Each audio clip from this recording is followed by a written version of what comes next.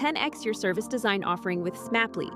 Take 20% off any order with This Is HCD 20 off. Let's superpower you and your design team's potential. Sign up at smaply.app.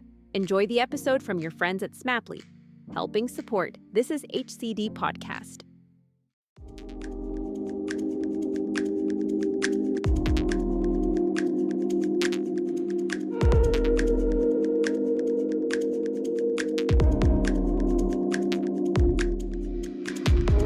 Hey folks, and a very warm welcome to another episode of This Is HCD. My name is Jerry Scullion and I'm a human-centered service designer based in the wonderful city of Dublin, Ireland. Today in the show we have got a real treat. We've got a bit of a story to tell you before we jump into this episode. A number of months ago I was, browsing around the internet looking for a new sweatshirt. Okay, I'm very careful about where and who I buy my clothes from. And I stumbled across this brand called Sutsu. And today we're going to be speaking to the owner of Sutsu. They've been around since 2004. They're a UK and ethically sourced fashion brand, I guess, if you want. But I'm sure Jon will probably argue that it's not a fashion brand. But it's really, really interesting, okay, the business model behind this clothing brand. Because they don't create things in bulk, they create things on demand. It's ethically sourced, but what's really interesting is it's pretty reasonably priced. So they are a B Corp organization, and we talk a little bit more around the business model and how this works for Jon, and also how he's seeing the business evolve and how he's seeing more demand for these kind of organizations grow over the last number of years, especially post-pandemic. We touch on that quite a bit. Jon is a fantastic person. We actually connected and had so much fun in the lead up to this conversation that we started to collaborate together. So you might have seen on my LinkedIn a number of months ago that we are going to be doing a collaboration between This Is HCD and Sutsu.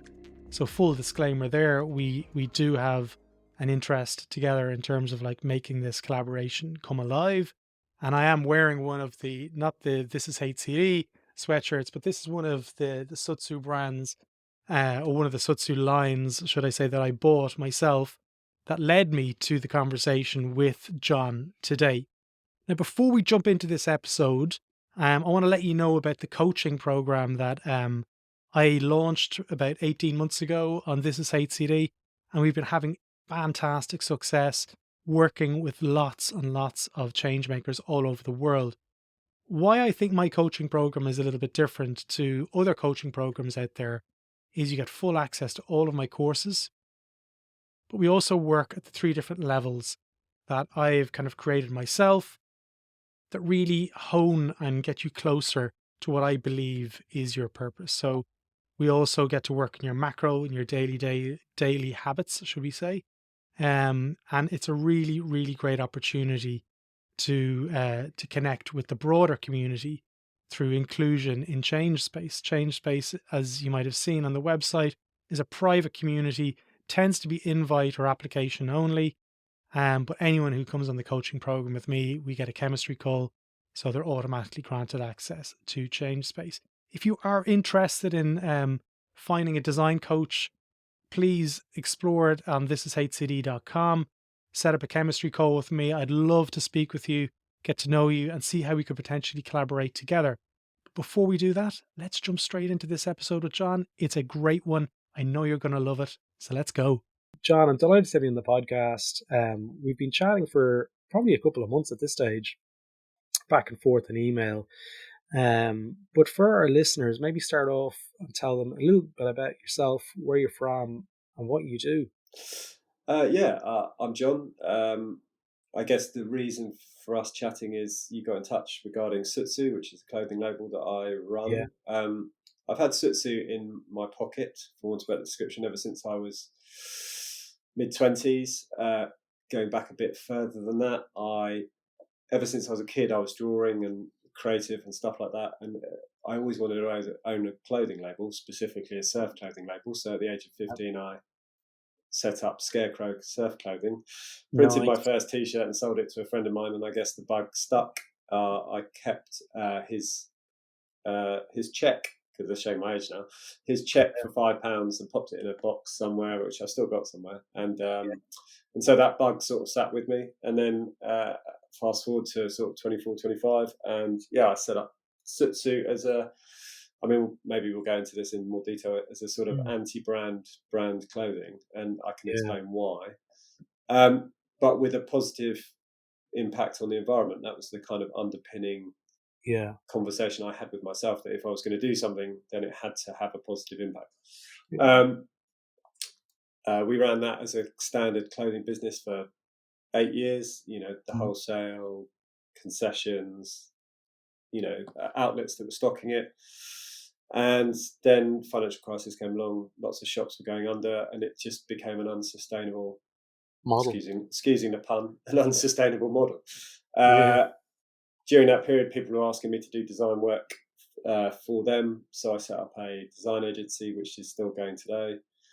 And then, lockdown project. Everyone had a lockdown project, and people were still asking for the clothing even sort of 8 years later. And so I thought, why not give it a go, put it back up online. And the same day, people started buying the T-shirts again. And I was like, hold on a minute, what's going on? So, and then we fast forward to now, and it's become as I was saying earlier, it's a bit of a beast of its own. Yeah. You mentioned this thing, feeding the beast. Yeah. And I use that phrase as well. And we were talking about, just to preface everything, like, I actually got in touch with Jon, following up on an order that I made on a sweatshirt from Sutsu that I saw and really liked it. And I was emailing saying, hey, where is it? I'm waiting. I'm over in Ireland. I'm not a bazillion miles away from you. And you're like, oh, it's getting made. I was like, what do you mean it's getting made? I was like, oh, hang on a second. And I went back into the website and I was like, they make these things by order. And I was like, this is cool. And then we started chatting, and I was like, hey, I have a podcast, and this is very interesting for me, and that's why we're here today. Okay, so I said to Jon last night, I'm going to wear the sweatshirt. I'm not wearing the sweatshirt, but I'll wear it for the intro when I do the recording afterward. I love this sweatshirt. Okay, so much so my wife was like, you have to stop wearing it. Okay, I wore it, and this is it's not an advertisement, by the way, folks. I'm going to put a link to Sutsu. The stuff is really cool, but it's anti-brand, okay, and that's what I bought into. It's not like in your face kind of branding. It's very subtle, and it's high quality stuff. But I do have a question for you on the high quality stuff. The kind of tension that I was mentioning to you before around, you mentioned a Rode microphone. Yeah. And when you're getting started and doing any of these kind of endeavors like podcasting or music, whatever it is, you kind of want to limit the amount of money that you spend in case you don't fulfill it or continue with that hobby. And you end up buying something that maybe in 6 months' time you might throw out. Versus it would have been more financially beneficial to have bought the microphone that was going to last you for 20 years or 50 years in some of these microphones cases.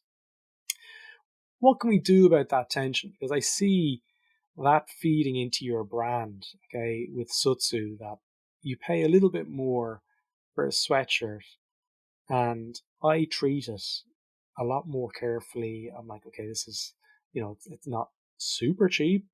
It's not, in my mind, ridiculously expensive. It's somewhere in kind of the middle to the top. What can we do?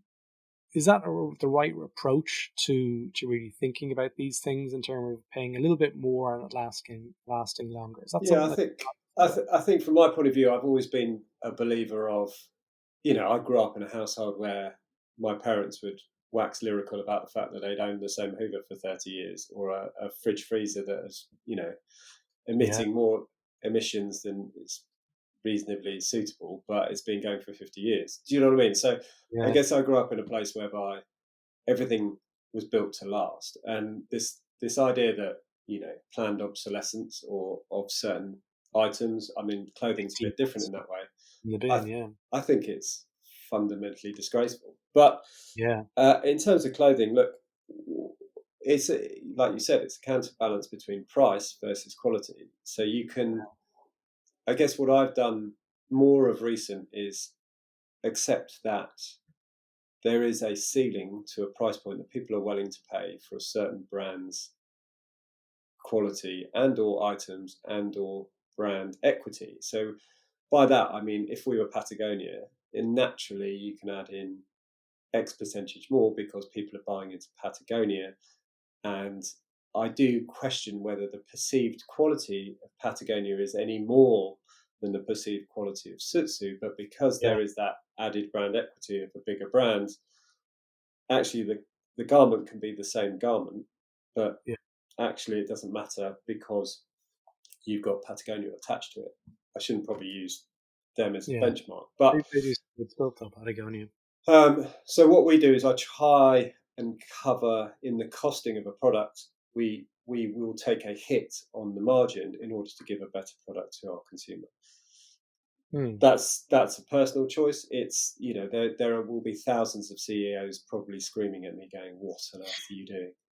That's a ridiculous concept to make a business successful." But Yeah, frankly, I wouldn't sleep well at night if I couldn't feel like I could produce a better quality of garment that lasts for 10 years, right? So the ideal is we have customers coming back to us, and we do have this saying, "Oh, look, I've got this, you know, I bought it 8 years ago. It's now getting holes in the sleeves. Can you do me another one?" And that's, to me, the solution, right? It's the fact that people are willing to A, wear the designs, but B, wear them out, you know, yeah, excusing the pun, such that the quality of the product lasts. Now, we're not, we do have product. I mean, like I'm fully transparent, both personally and also in the business, in that we've had challenges with that. We've had printing issues that have gone wrong. We've got mm, embroidery issues that go wrong. And part of that model is a bit of a challenge to make that work yeah. so that the quality of the project is ongoing and lasting. So that, We had Florian Bailey on the podcast a couple of months ago, who's one of the co-owners of Etz, a 2-star Michelin restaurant right. in Nuremberg in Germany. And one of the things that he explained was they they sell tickets for a dinner Yeah. that's 6 months down the line.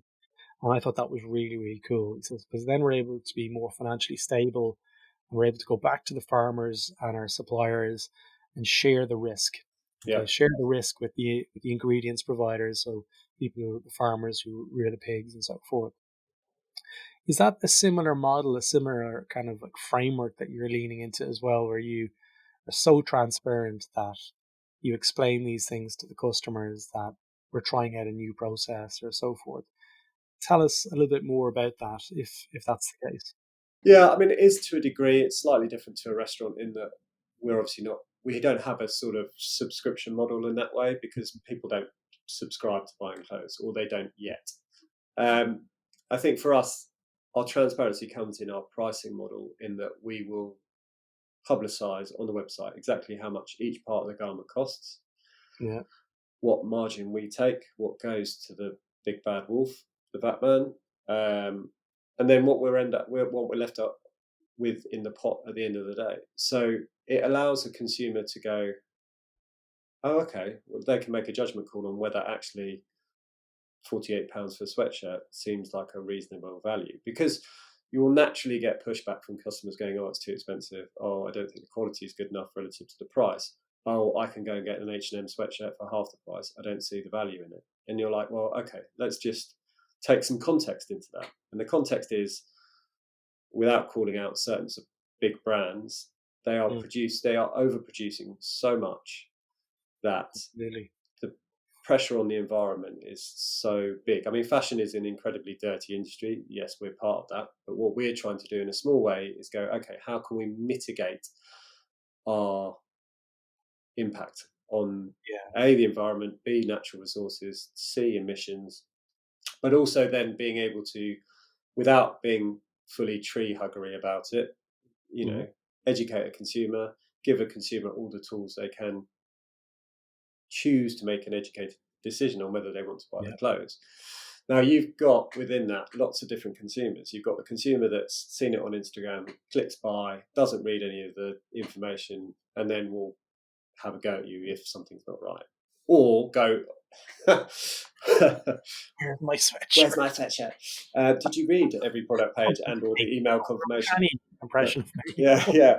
But the thing is, you can put it in thousands of different places. You can put it on the header of the website. You can put it on every product page. You can put the information in the email confirmation. But people, because they're so busy now, I heard a statistic recently that said that in one single day, now I don't know whether this is true or not, but in one single day, we as human beings now absorb the same amount of information in one day as we would as a lifetime, even as early as the Victorian times.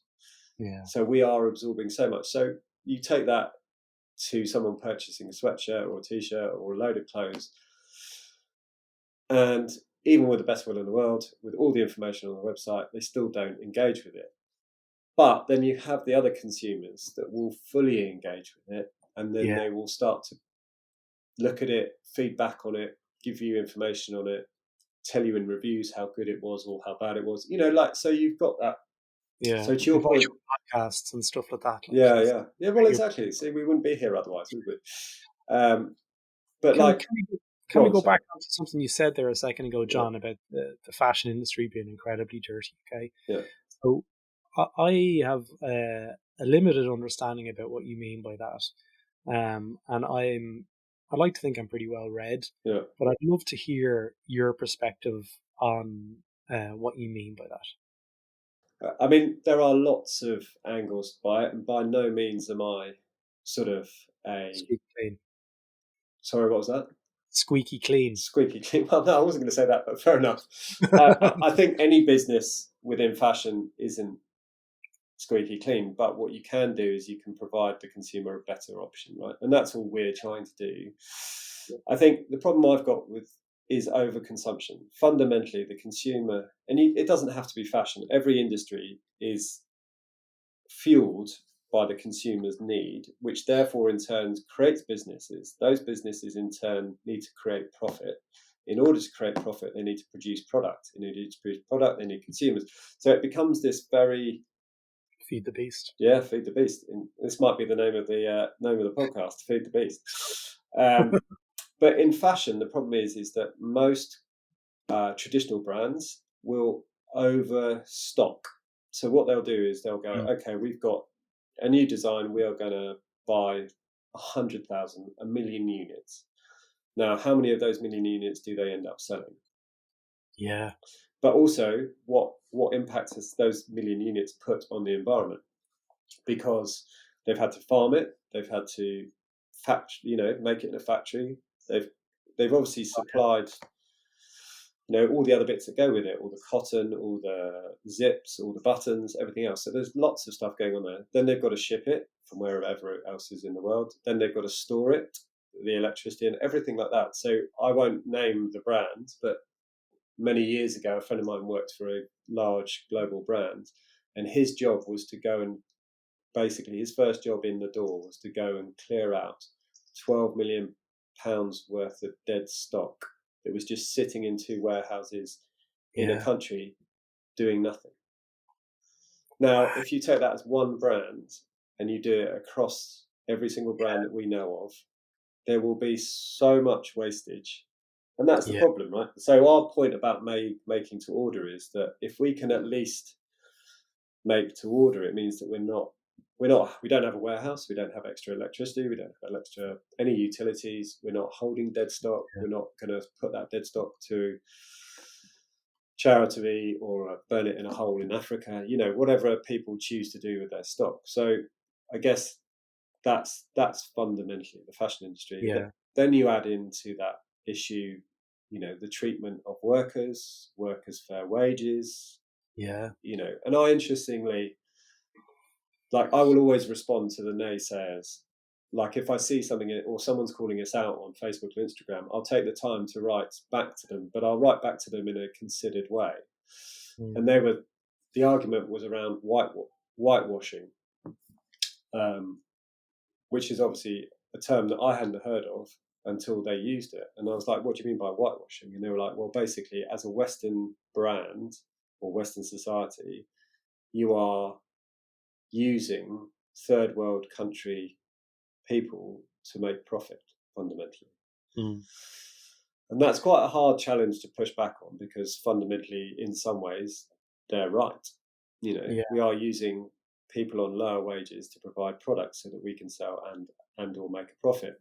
The way that I would argue back against that is actually, well, for us as Sutsu, we not only provide a fair wage, so we are joined into a foundation that provides a fair wage, but also all the other stuff we do alongside that, whether that's planting 2 trees for every order, we double offset all carbon emissions, we commit to 20% of our profits going to charity, etc., etc. Look, it's not for me to sit here and sort of promote the brand, but the argument that you have against all of these people is, well, actually, hold on.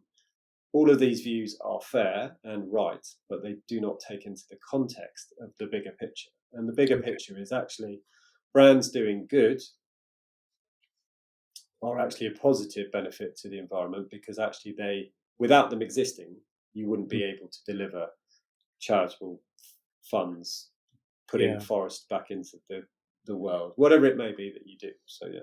So let's talk about the business model behind this. Okay, so where are the products getting made, just for transparency? So we have 2 factories currently, one in India and one in Bangladesh. Both and how do you maintain the fair wages for them? So those factories or suppliers are well-established suppliers that have been accredited for a long time. So it's a funny thing.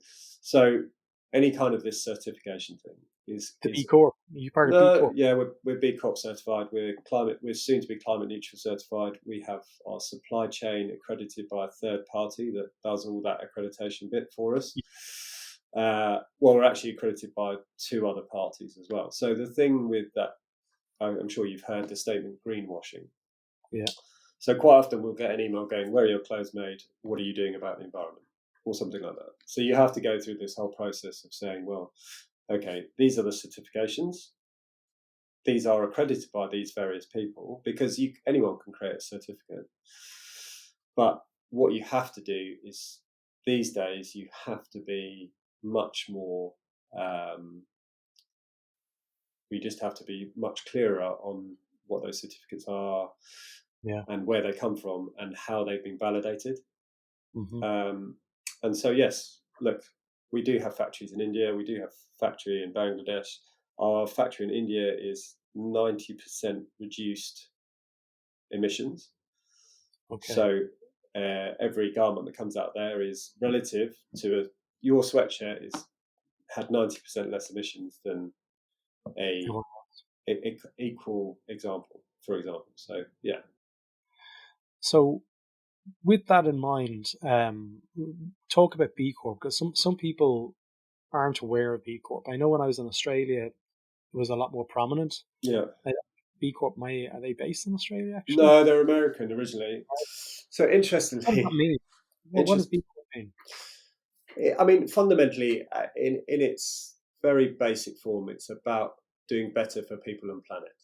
So the idea that everything that you do within the business is taken into consideration, both the people that work for you, the third-party workers that work on behalf of your organisation, and or the planet as well.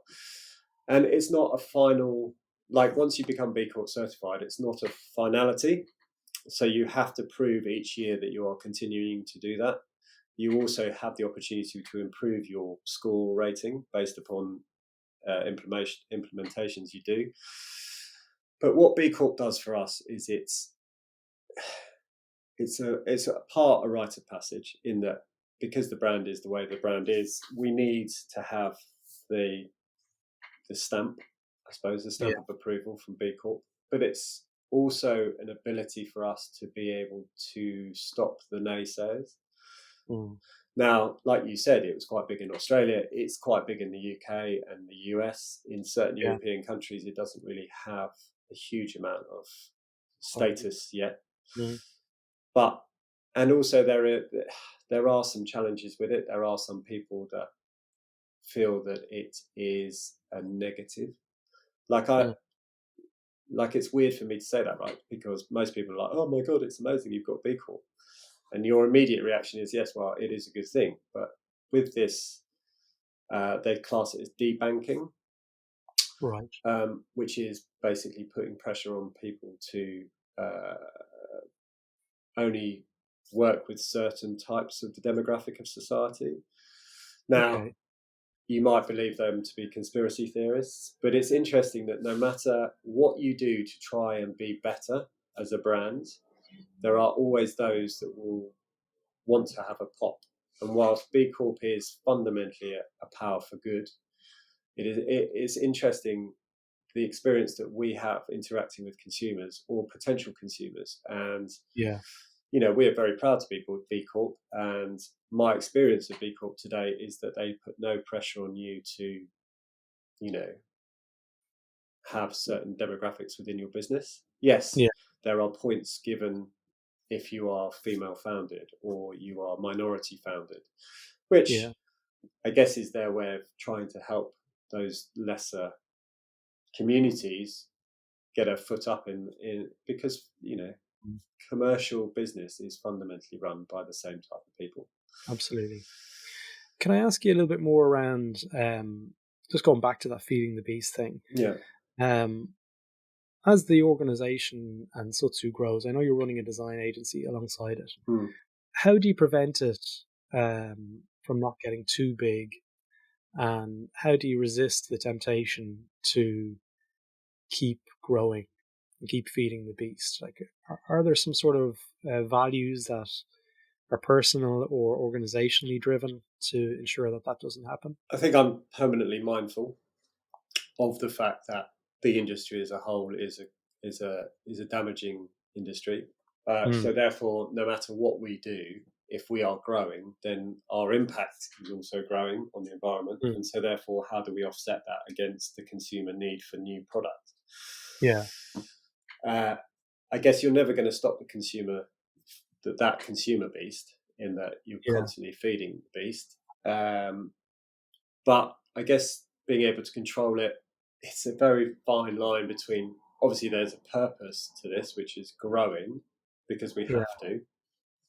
Otherwise it becomes a sort A of lifestyle brand. a lifestyle brand. Yeah, very good way of describing it. And the Yeah. lifestyle brands are all well and good, but I can't do good with a lifestyle brand. What I can Yeah. do is if we can grow it in a considered approach, then actually it doesn't mean that we're going to do any more impact. It simply means that we will pay our dues in a different way. So that's part of why we're becoming climate neutral. And this is an interesting topic, whether we go Yeah. further into it or not. But the way that climate neutral works is that you will pay into a fund based upon your carbon emissions. Now, at a very top level, you do a data chart, you do an Excel spreadsheet, you give all how many units you've sold, how much average emissions each product is. Then they give you a total, and then you offset that with a with a payment to Mm. support local causes. Whether that's supporting local farmers, planting trees, planting mangroves, planting beach grass, whatever it is, support it. But what's interesting about that is because one of our factories is 90% carbon neutral, Sure. we're not getting the benefit of that. So I'm actively paying into a fund 90% more than I would or should do, but that is my way of counterbalancing our growth. Okay. So it sits with me in a way whereby, yes, I'm overpaying, but actually that will allow, this doesn't allow me to sleep at night because I'm still producing the garments, but because we're doing as much as we can to mitigate the impact on the environment. If I'm overpaying into that fund or into the beast, then all well and be it. And Yeah. So imagine if you go on Dragon's Den. Okay, you're on Dragon's Den yeah, and you have, I think they're one of those Theo. He has some sort of fashion brand. He's part of the fashion conglomerate. Yeah. And they say to you, look, we can make a load of money. We can stock Sutsu. Yeah. Is it possible for you, with the current business model, the way it's situated and the way it's positioned, to do those kind of things? No, and I'd probably Can choose this not scale? to. Yeah. You choose not to. Yeah. So coming out the back of a traditional model, as we did, Yeah. I had a conversation with one of our bigger retailers a couple of years later, and he was sort of saying, well, we did discuss trying to help and Build almost the brand. taking the brand on and stuff like that, but it was too much risk. And at that point, I was like, yeah, it makes sense because you've got to buy stock. You have the sampling season, you have the stock season, all of that sort of stuff. And he said, but look, if you can find a way to bring the brand back, we'll always stock it because it did really well for us.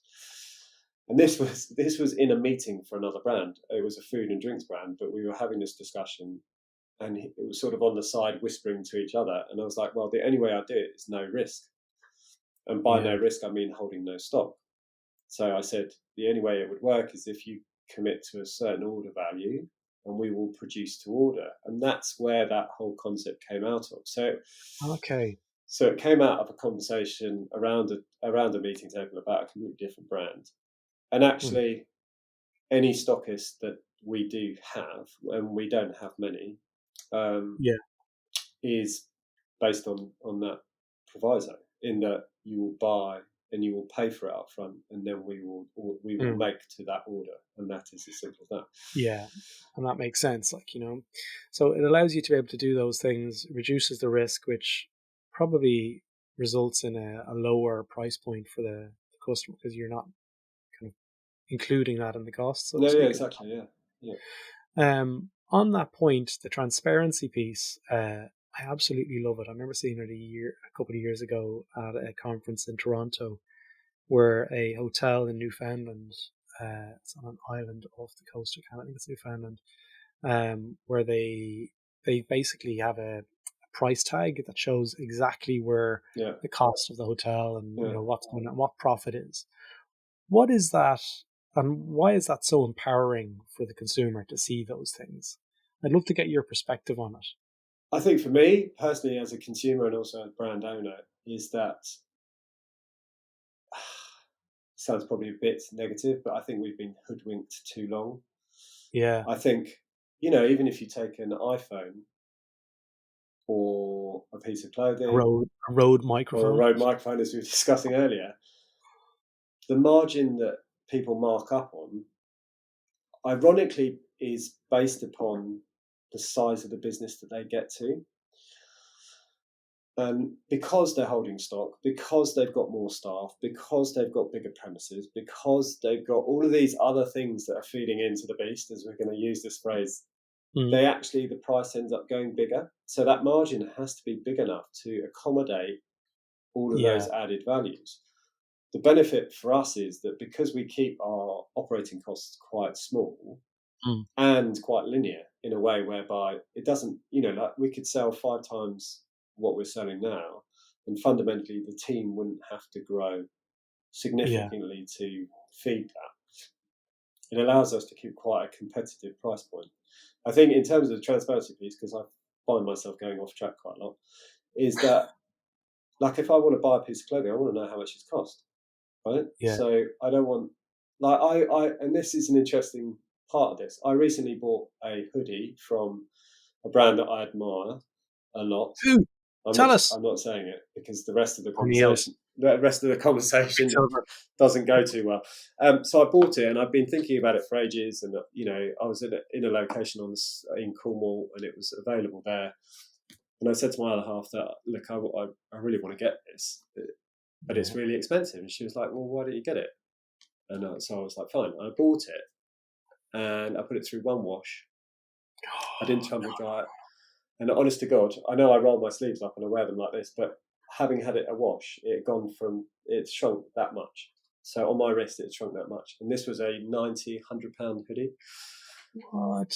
And I was like, I can't wear it again. I just it makes me look like I'm wearing a child's hoodie, and the hems went and stuff like that. And so I guess I got really frustrated. I get really frustrated with a brand overcharging. So that, like, if you walked into the shop, it was probably one of the more expensive hoodies in the shop, and yet the quality of it and the size shaping and all of that sort of stuff isn't worth the money.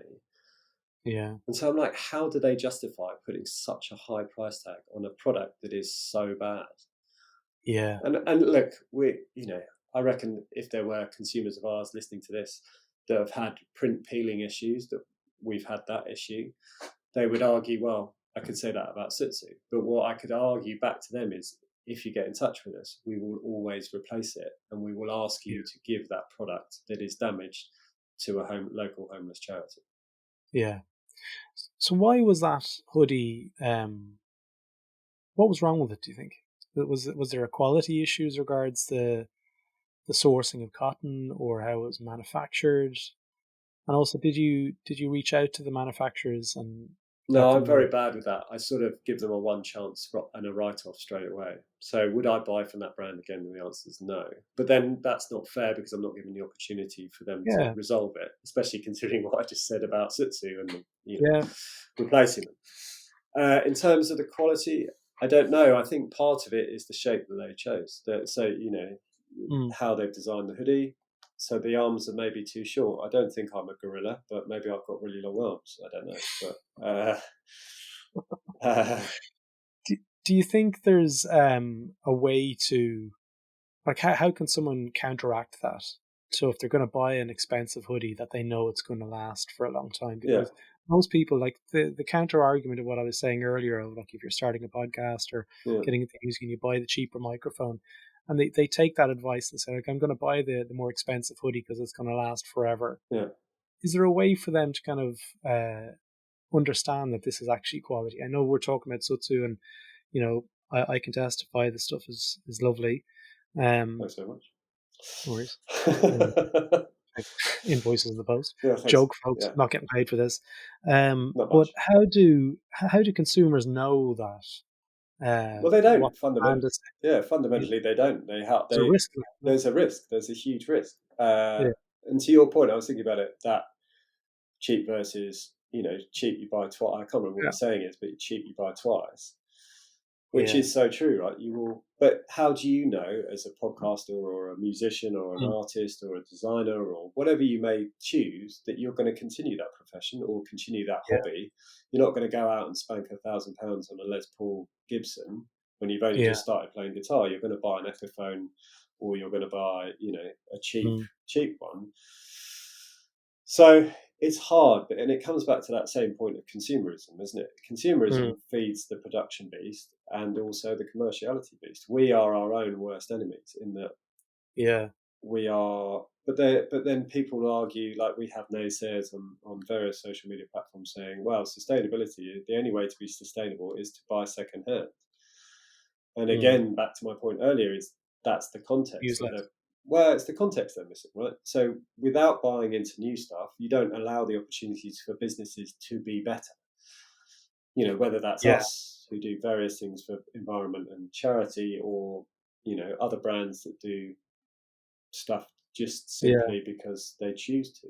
But On that whole kind of the guitar piece or the microphone piece, mm, there's always a resell potential. Like, if you're buying a car, you can resell it.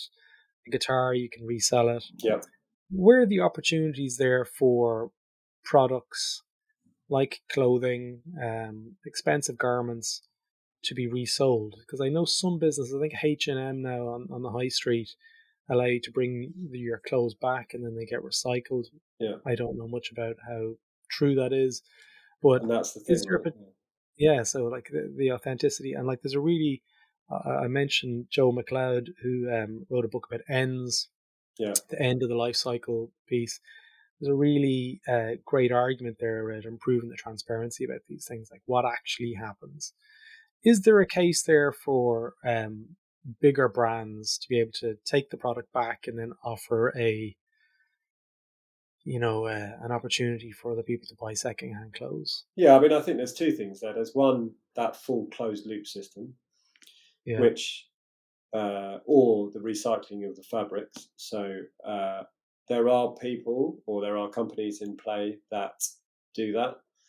A bit like your point about H&M, I query the authenticity of and or the transparency of if X garment was sent to Y supplier, recycling supplier, where does it end up? Where does the cotton end up? And how do we validate that journey to make sure that actually it ends up back in the place that you need it to place? But also, interestingly, how much does that emission impact the environment? So it's all well and good being able to do that, recycle it, but what is that emission value on the environment? And does that whole process of it being shipped there, produced, then shipped somewhere else, then produced, then back to you, actually create a higher emissions value than actually purchasing a organically farmed it counteracts cotton? everything. Yeah, and it's a very hard line to justify, validate, authenticate on all those sort of things. I think for a consumer, there are startups starting to look at ways whereby I actually am a part owner of another brand, which is a recycled sunglasses brand, and they approached that brand saying, look, we run a sort of facilitate an app that people can put the products onto to then upcycle, and then they get a discount off the next purchase from you. Okay, So there are, you have to believe in the human will of wanting to be better, because only by that will we be better, I think, personally. Yeah. I mean, what I really love about the work that you're doing here is you are a change maker. So, like, it's not about following the status quo, following the blueprint and how to create a brand and selling it and growing it. You are making a change for the better. Obviously, it's not 100% perfect, but like very few businesses are. But there's this underlying purpose behind what you're doing. And it's really, really refreshing to hear and have the transparency with somebody like yourself who's doing these things. So what's the future looking like for Sutsu? Where do you want to take the brand, and what are the ambitions for you personally to see that through? I mean, I think it's restricted in some ways by the ability to grow without having a negative impact on the environment. So the counterbalance of those two things have to be considered, no matter how far or how big you want to grow the brand. Now, in the world of consumerism, in the world of money, in the world of protecting your family or yourself in the future, there is a part of me that's obviously looking to exit the brand at some point. Now, the problem with that is that you have to find the right person or people Pass to it on to. entrust the brand to. And years ago, I heard about the difference between, I guess, the Western way of creating a brand and the Japanese way of creating a brand. So Japanese, we look about a 10-year process. So we look for a brand's lifespan to be 10 years. Japan looked for it to pass generations. So it's almost like, what does the brand look like in 100 years? And how do we get the brand to keep going in its current trajectory for another 100 years? Yeah. And that's, I guess, maybe where I will inevitably try and get the brand, is that if I'm not the custodian of it, at least the groundwork that I've done, the brand ethos, the design ethos, the quality ethos, the transparency, whatever it may be, continues going forward, whether I'm involved or not. And I think that's the challenge that I have with it. Well, look, I'm a huge fan of the stuff. I'll put a link to Sutsu in the show notes. And what I guess for people who are interested in service design and people out there who are interested in business design, this is a really good case study for people to look at. Kind of you can hear the ethos and the purpose coming through in Jon's voice and why and how he's doing these things. So, Jon, if people want to follow you, I know you're kind of growing on Instagram, which, by the way, I saw Louis Theroux. Before we hop off, do you want to tell us a little bit about there's an interesting story there that we spoke about before. I'd ordered it, and then I saw that Louis Theroux was wearing it, and I was like, oh my God, because I'm a huge Louis Theroux fan. Oh, we all. How did this all come about? So like in the modern day of influencers, you would desperately. It's weird, right? Sorry, I'm sort of rambling, but no, I wouldn't have ever put Louis on the list, right? So if I'd put the top 10 people that we wanted to wear the brand, Jerry Scullion, you were number one. But the thing is, it's not because I didn't think of him. It's just because I didn't think of him as a brand wearer, because I just didn't expect it. So we did nothing. Like suddenly someone on Instagram went, you do know Louis wearing your clothing. And I was like, what? Yeah. Like if you could choose any person to wear Sutsu, he was perfect, even though I hadn't thought of him or would have put him on a list. So it's this really weird conversation around, well, actually, he's the perfect person, but why the hell didn't I think of him? Yeah. But anyway, so we obviously got these photos in, we got people commenting on it. And so I sent a newsletter out going, I don't know how the hell this has happened, but Louis wearing our clothes.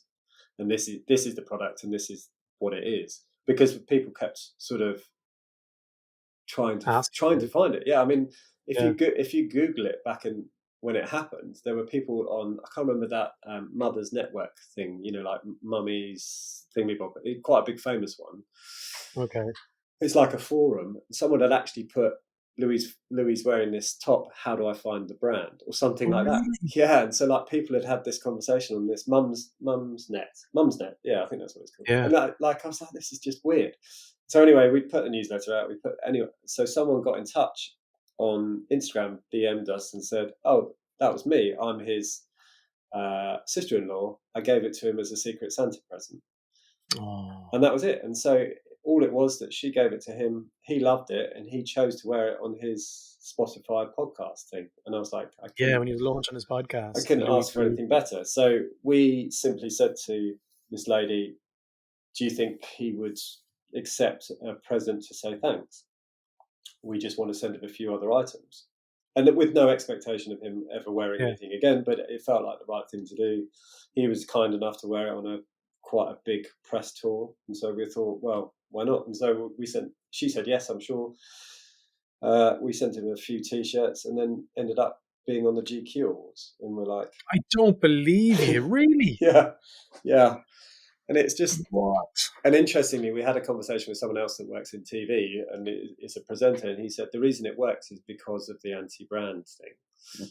That you don't have any brand logos, you don't have a massive, Sutsu across the chest, and because in TV and film you can't wear anything with a branded logo on it, it works. Absolutely. And so that's kind of, I guess, how it came about. Another person who, when I first saw the brand, I was like, actually, this is kind of like very Ben Howard. Ben Howard. I followed him for years. Yeah. I mean, like it just seems like part of that whole kind of Cornwall surfing kind of culture that kind of seems to live around there. So if anyone's into Ben Howard, make sure you go to the Sutsu website, put on Oats in the Water or something in the background. You'll get an idea of the brand that I'm trying to paint the picture of. But look, John, I'm a huge believer in what you're doing, and I kind of hat tip to you and challenging the conventions and how you're going about business.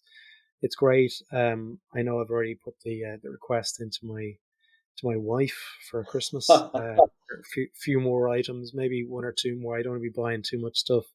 I really watch what I buy from a brand perspective, and it's really good to know that there's a consciousness there about how you're running the business. So keep it up. I'll put a link to your Instagram in the show notes, and also to the website as well. But if there's anything else you ever want to come back on and talk about, please just let me know. Yeah, I would love to. Yeah, whenever you'll have me. If I haven't totally made a hash of this one. You've been brilliant, John. Right. Thanks so much. No worries. Take it easy.